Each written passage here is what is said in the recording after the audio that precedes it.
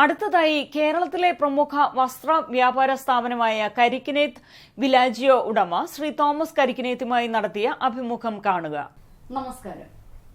ഇന്ന് ഞങ്ങൾ പരിചയപ്പെടുത്തുന്നത് കേരളത്തിലെ ടെക്സ്റ്റൈൽ വ്യാപാര രംഗത്തെ പ്രമുഖരായ കരിക്കിനേത്ത് സിൽക്ക് വിലാജിയോ സാരഥിയായ ശ്രീ തോമസ് കരിക്കിനേത്തിനെയാണ്. നമസ്കാരം. മിതമായ നിലയിൽ തുടങ്ങിയ താങ്കളുടെ സ്ഥാപനം ഇന്ന് വളർന്ന് വലുതായി കേരളത്തിലെ തന്നെ പ്രമുഖമായ ഒരു വസ്ത്ര വ്യാപാര ശൃംഖലയായി ഉയർന്നിരിക്കുകയാണ്. ഇതിന് താങ്കളും കുടുംബവും വളരെ കഠിന അധ്വാനം നൽകിയിട്ടുണ്ടെന്ന് അറിയാം.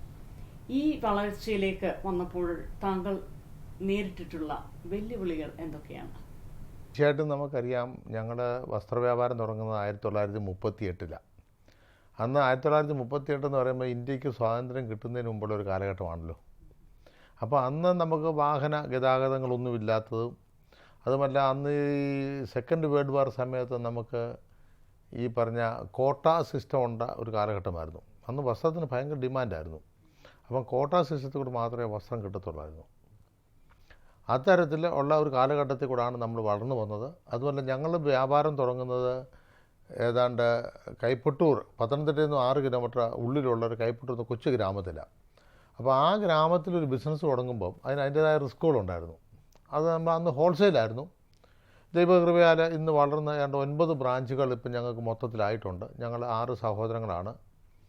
അതിൽ 6 പേരിൽ 4 പേരാണ് ഈ ബിസിനസ് രംഗത്തോട്ട് വന്നിട്ടുള്ളത്. 2 സിസ്റ്റേഴ്സും ഉണ്ട്. അപ്പോൾ ഈ 4 പേരും കൂടാണ് ഈ ബിസിനസ്സിനെ ഇത്രത്തോളം വളർത്തിയെടുത്തത്. എൻ്റെ പിതാവുണ്ടായിരുന്നു. പിതാവ് 1992 മരിച്ചതിന് ശേഷം ഞങ്ങളുടെ പൂർണ്ണ ഉത്തരവാദിത്തത്തിലാണ് ഈ ബിസിനസ് മുന്നോട്ട് പോയിക്കൊണ്ടിരിക്കുന്നത്.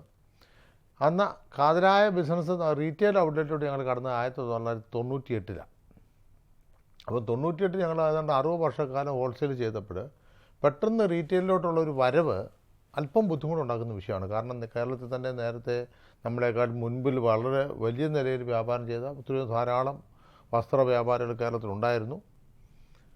എന്നാൽ അതിനെയൊക്കെ മറികടക്കാൻ ദൈവം നമുക്ക് അവസരം തന്നു. കാരണം പ്രത്യേകിച്ച് 1998 തിരുവല്ലയിൽ നമ്മൾ ആദ്യമായിട്ട് റീറ്റെയിൽ ഔട്ട്ലെറ്റ് ഇടുമ്പോൾ ഈ തിരുവല്ല തന്നെ നമ്മൾ തിരഞ്ഞെടുക്കാനുള്ള ഒരു കാരണം എന്താണെന്ന് പലരും നമ്മളോട് ചോദിച്ചിട്ടുണ്ട്. അത് നമുക്കറിയാം, എല്ലാവർക്കും അറിയാം. കാരണം മധ്യതിരുവിതാംകൂറിൻ്റെ ഏറ്റവും കൂടുതൽ ആളുകൾ ഇന്ന് പ്രവർത്തിക്കുന്നത്, വർക്ക് ചെയ്യുന്നത് വിദേശത്താണ്. അപ്പോൾ വിദേശ മലയാളികൾ ഏറ്റവും കൂടുതലുള്ള ഒരു നാടാണ് നമുക്ക് ഈ പറഞ്ഞ പത്തനംതിട്ട ജില്ല മൊത്തത്തിൽ. അപ്പോൾ അങ്ങനെ വന്നപ്പോൾ അവരുടെ ഒരു വലിയ സഹകരണമാണ് നമുക്ക് ഈ എല്ലാ വെല്ലുവിളികളും മുന്നോട്ട് പോകാൻ നമുക്ക് സഹായിച്ചിട്ടുള്ളത്. എവിടെയൊക്കെയാണ് കരിക്കിനേത്ത് ടെക്സ്റ്റൈൽസിൻ്റെ ശാഖകൾ ഇപ്പോൾ ഉള്ളത്? നമുക്കിപ്പോൾ കോട്ടയത്ത് കരിക്കിനേത്ത് സിൽക്ക് വിലാജിയോ എന്ന് പറഞ്ഞ ഒരു സ്ഥാപനം ഞങ്ങൾ 2013 തുടങ്ങി. ഇപ്പം തിരുവല്ലയിലും അത് തന്നെ ഇപ്പം അതിനെ നമ്മൾ കരിക്കിനേത്തിനെ നമ്മൾ അപ്ഗ്രേഡ് ചെയ്ത് സിൽക്ക് വിലാജിയോ ആയിട്ട് നമ്മൾ ബ്രാൻഡ് ചെയ്തിട്ടുണ്ട്. പിന്നെ പാല, ചങ്ങനാശ്ശേരി, അടൂര്, പത്തനംതിട്ട, കൈപ്പട്ടൂരാണ് ഞങ്ങളുടെ ആദ്യത്തെ സ്ഥാപനം തുടങ്ങുന്നത്. അങ്ങനെ മൊത്തത്തിലുള്ള ഈ പറഞ്ഞ ബ്രാഞ്ചുകളാണ് നമുക്ക് മൊത്തത്തിൽ റീറ്റെയിൽ ഔട്ട്ലെറ്റായിട്ടുള്ളത്. 2 ഹോൾസെയിൽ യൂണിറ്റും ഉണ്ട്. അത് രണ്ടും കൈപ്പട്ടൂർ എൻ്റെ പിതാവ് തുടങ്ങിയതാണ്. ഒന്ന് കൈപ്പട്ടൂരും ഒന്ന് പത്തനംതിട്ടയും. അത് രണ്ടും ഇപ്പോഴും നിലനിർത്തിക്കൊണ്ടാണ് മുന്നോട്ട് പോകുന്നത്. അപ്പം അതിനെ സംബന്ധിച്ച് ഞങ്ങൾ വ്യാപാരത്തിൽ വന്ന് ഇത്രത്തോളം നമുക്ക് അഭിവൃദ്ധി കിട്ടി. എന്നാൽ നമുക്കറിയാം, ഇന്നത്തെ കാലഘട്ടത്തിൽ മുമ്പേ ചോദിച്ചോണക്ക് തന്നെ നമ്മൾ പല വെല്ലുവിളികളെയും നമ്മൾ നേരിടേണ്ടി വന്നിട്ടുണ്ട്. ആ വെല്ലുവിളി എന്ന് പറയുന്നത് ഏറ്റവും പ്രധാനമായിട്ടുള്ളത് ഈ പെട്ടെന്ന് കുറച്ച് വലിയ സാമ്പത്തികവുമായിട്ട് അല്ലെങ്കിൽ വിദേശത്തു നിന്നുള്ള ഫണ്ടുകളുമായിട്ട് കുറേ കമ്പനികൾ ഇപ്പം നാട്ടിൽ വന്നിട്ടുണ്ട്. അപ്പം ഞങ്ങൾ ട്രഡീഷണലായിട്ടുള്ള വ്യാപാര സ്ഥാപനങ്ങൾക്ക് ഒരു വെല്ലുവിളിയാണ്. കാരണം ആയിരക്കണക്കിന് കോടി രൂപ അവർക്ക് ലോൺ കിട്ടുകയും ആ ലോണുമായിട്ട് വന്നിട്ട് അവർ മത്സരിക്കാൻ തന്നെ അവർക്ക് ലാഭമൊന്നുമല്ല പ്രധാന വിഷയം, അവർക്ക് ഒരു ഉപജീവനവുമല്ല. ഇപ്പം ഞങ്ങൾ നാട്ടിൽ വ്യാപാരം ചെയ്യുന്ന പഴയ ആളുകൾ എന്ന് പറഞ്ഞാൽ ഞങ്ങളുടെ ഉപജീവനം കൂടെ ഇത്. ഇപ്പം ഞങ്ങളുടെ കൂടെ ഇപ്പം ഞങ്ങൾ കരിക്കിനേത്ത് 1500 തൊഴിലാളികളുണ്ട്. ഈ 1500 തൊഴിലാളികളെ നമ്മൾ എല്ലാ മാസവും അവർക്ക് അവരുടെ ഉപജീവനം കൂടെ കൊടുത്ത് അവരെ വളർത്തിക്കൊണ്ട് വരുന്ന ഒരു സാഹചര്യം ഞങ്ങൾ എടുത്തിട്ടുണ്ട്.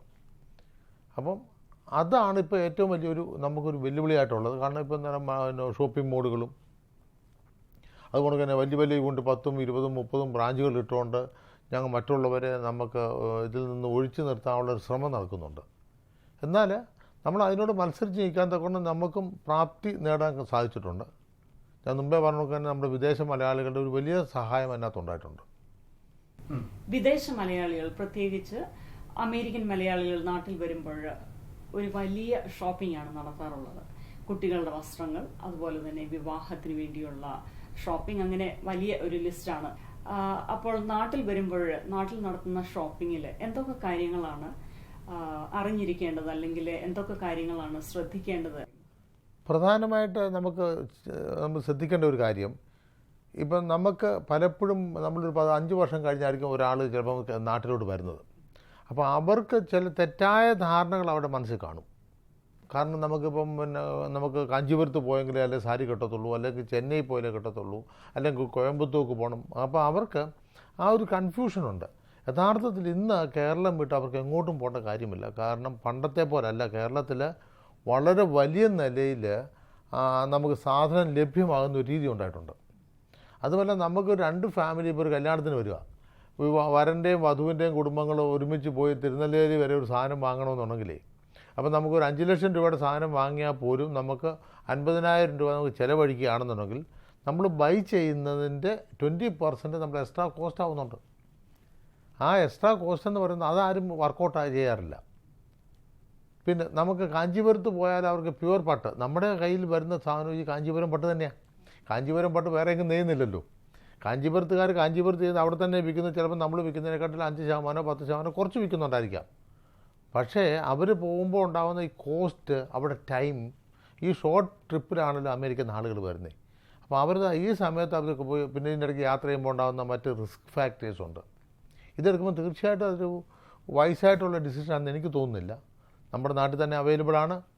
പ്രത്യേകിച്ച് നമുക്കറിയാം, ഞങ്ങളെപ്പോലുള്ളവർ നമ്മൾ ഈ വെറും ബിസിനസ്സല്ല ഞങ്ങൾ ആഗ്രഹിക്കുന്നത്.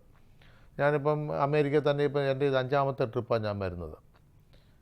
യഥാർത്ഥത്തിൽ എനിക്ക് വലിയ ആക്ടിവിറ്റീസ് ഒന്നും ഇവിടെ ഇല്ലെങ്കിൽ തന്നെയും അവരുമായിട്ടുള്ള ആ ബന്ധം, ദൃഢമായ ഒരു ബന്ധം നിലനിർത്തുക എന്നുള്ളതാണ് ഞങ്ങളുടെ ആഗ്രഹം.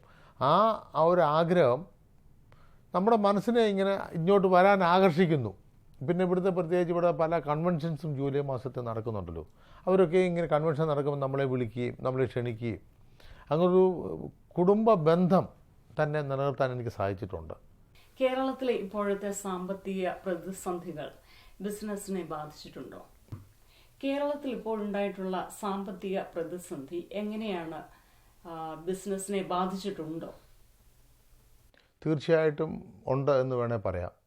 കാരണം 2013 മുതൽ കേരളത്തിൽ അത്ര സുഗമമായ ഒരു അന്തരീക്ഷമല്ല കേരളത്തിലുള്ളത്. മൊത്തത്തിൽ നമ്മളെടുക്കുമ്പം കാർഷിക മേഖലയായാലും പൊളിറ്റിക്കൽ സംവിധാനങ്ങളായാലും ഇപ്പം അതിന് നമ്മുടെ റബ്ബറിൻ്റെ വിലക്കുറവായാലും അത് വലിയ നിലയിൽ നമ്മുടെ സാധാരണ ജനങ്ങളെ ബാധിച്ചിട്ടുള്ളൊരു വിഷയമാണ്. 2013 അതികഠിനമായ മൺസൂണ്, അതിനുശേഷം നമ്മുടെ റോഡുകളുടെ ശോച്യാവസ്ഥ, അതിനുശേഷമാണല്ലോ നമുക്ക് ഈ ബാർ എന്ന് പറഞ്ഞൊരു വിഷയം കേരളത്തിൽ വന്നിട്ടുള്ളത്. നമുക്ക് എല്ലാവർക്കും അറിയാം അതൊരു ആവശ്യമുള്ള കാര്യമാണോ എന്നിപ്പോൾ ഈ കൊണ്ടുവന്നവർക്ക് തന്നെ സംശയത്തിലിരിക്കുന്ന ഒരു സമയമാണ്. അതിൻ്റെ തിക്താനുഭവം സത്യത്തിൽ കേരളത്തിലെ വ്യാപാരികളാണ് ഏറ്റവും കൂടുതൽ അനുഭവിച്ചത്. കാരണം നമ്മുടെ റബ്ബറിൻ്റെ വില 245 എന്ന് 90 രൂപ വരെയായിട്ട് ഇറങ്ങി വന്നൊരു സമയമുണ്ട്. ആ സമയത്ത് സാധാരണക്കാരെ ജനങ്ങൾ ഒത്തിരി ഞെരുങ്ങേണ്ടി വന്നു. പിന്നെ കേരളം ആകെ പിടിച്ചു നിന്നതെന്ന് പറഞ്ഞാൽ നമുക്ക് വിദേശ മലയാളികൾക്ക് കിട്ടിയ ഈ ഫോറിൻ കറൻസി എക്സ്ചേഞ്ച് വന്നപ്പോൾ അവർക്ക് കിട്ടിയ വാല്യൂ അഡീഷൻ, ഏതാണ്ട് നമുക്കൊന്ന് 30% നിങ്ങൾക്ക് ഡോളറിന് 50 രൂപയിൽ നിന്ന് നിങ്ങൾക്ക് 65 രൂപയായപ്പോൾ ഉണ്ടായ ഒരു മാറ്റം, അതായിരുന്നു കേരളത്തിൻ്റെ ശക്തി എന്ന് വേണേൽ പറയാം. Internal market is very weak. അത് കഴിഞ്ഞ 3 വർഷമായിട്ട് റിസഷൻ നിലനിൽക്കുകയാണ്. എങ്കിലും നമ്മൾ വ്യാപാരത്തിൽ എല്ലാവരും പിടിച്ചു നിൽക്കാനുള്ള അവസരമുണ്ടായത് വിദേശ ഫണ്ടാണ്. പ്ലസ് മൊത്തത്തിൽ രാജ്യത്തിനകത്ത് ഒരു ഗ്രോത്ത് ഉണ്ടായിട്ടുണ്ടെങ്കിലും കേരളത്തിനെ സംബന്ധിച്ചിടത്തോളം കേരളത്തിൻ്റെ മൊത്തത്തിലുള്ള ആ കഴിഞ്ഞ 5 വർഷത്തെ ഭരണത്തിനകത്ത് പല വീഴ്ചകളും പറ്റിയിട്ടുണ്ടെന്നുള്ള വിശ്വസിക്കുന്നതാണ് ഞാൻ. ആരെയും നമ്മൾ കുറ്റം പറയുന്നില്ല. അതുകൊണ്ട് തന്നെ ഈ വസ്ത്രവ്യാപാര രംഗത്തുണ്ടായ ഏറ്റവും വലിയൊരു ക്ഷീണം എന്ന് പറഞ്ഞാൽ ടേൺ ഓവർ ടാക്സ്, ഒരു 2% ടേൺ ഓവർ ടാക്സ് അന്നത്തെ ധനകാര്യ വകുപ്പിൻ്റെ ഭാഗത്തു നിന്നുണ്ടായിട്ടുണ്ട്. അത് വ്യാപാരത്തിന് ആ ഒരു വർഷം 2014-15 കാലഘട്ടത്തിൽ വളരെ നെഗറ്റീവായിട്ടുള്ളൊരു കാലമായിരുന്നു അത്. ഇപ്പോൾ നമ്മൾ വീണ്ടും ഇപ്പോൾ റബ്ബറിന് വില മുന്നോട്ട് വരുന്നുണ്ട്. തീർച്ചയായിട്ടും അതിൽ നിന്നൊരു മാറ്റം ഉണ്ടാകുമെന്ന് ഞങ്ങൾ പ്രതീക്ഷിക്കുന്നു. പുതിയ ഗവൺമെൻറ് വന്നിട്ടുണ്ട്, നല്ല തീരുമാനങ്ങൾ ഉണ്ടാകട്ടെ എന്ന് വിശ്വസിക്കുന്നു. കാരണം എങ്കിൽ മാത്രമേ ഈ വ്യാപാര മേഖലകൾ ഉണർന്നെങ്കിൽ മാത്രമേ തൊഴിലവസരങ്ങൾ ഉണ്ടാകത്തുള്ളൂ. നമുക്ക് തൊഴിലവസരം ഉണ്ടാകാൻ വേണ്ടിയാണല്ലോ നമുക്ക് വിദേശത്ത് പോയിട്ട് ധാരാളം IT കമ്പനികളെ മറ്റേ നമ്മൾ ഇങ്ങോട്ട് കൊണ്ടുപോവുക. അപ്പോൾ ആ ഇൻറ്റേർണൽ മാർക്കറ്റിലുള്ള വ്യാപാരത്തെ പുഷ്ടിപ്പെടുത്താനുള്ള ഒരു സംവിധാനം ഉണ്ടായാൽ തൊഴിലവസരങ്ങൾ കൂടും. തൊഴിലവസരങ്ങൾ കൂടിയെങ്കിൽ മാത്രമേ നമുക്ക് നാടിന് പുരോഗതി ഉണ്ടാകത്തുള്ളൂ.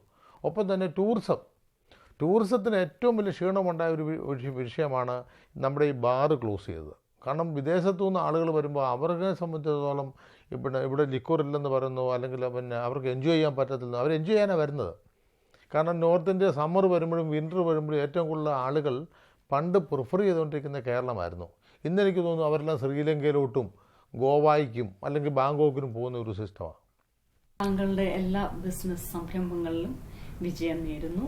ഇത്രയും സമയം കൈരളി TV USA പങ്കുവച്ചതിൽ നന്ദി, നമസ്കാരം. തീർച്ചയായിട്ടും കാണിച്ച എല്ലാ സ്നേഹത്തിനും നന്ദി പറയുന്നു.